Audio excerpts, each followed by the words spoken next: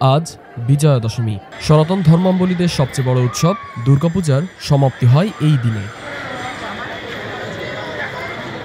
দেবীর বিদায়ের সঙ্গে ঢাকঢোলের তালে ঢাকেশ্বরী জাতীয় মন্দির প্রাঙ্গণ ভরে উঠেছে ভক্তদের উচ্ছ্বাসে।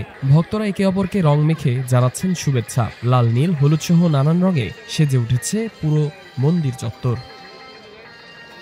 শেষ মুহূর্তে আসলে একটু বিষাদ সুর থাকলেও আমরা সিঁদুর খেলার মাধ্যমে মাকে আনন্দ সহকারে আসলে বিদায় দিয়ে থাকি।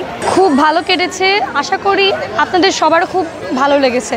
আমরা তো খুবই মজা করেছি, আশা করি আগামী বছরও খুব মজা করব।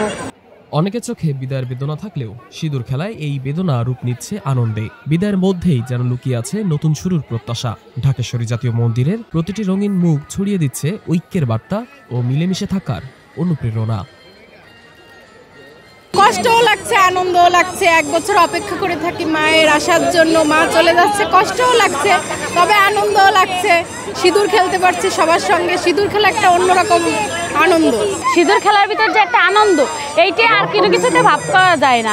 আমরা সবাই চেষ্টা করি যাতে সবাই সিঁদুর খেলতে পারে, সবার শাখা সিঁদুর অক্ষয় থাকুক, পরিবার পরিজন নিয়ে ভালো থাকুক, মঙ্গল করুক সবার, এইটাই আমাদের প্রার্থনা।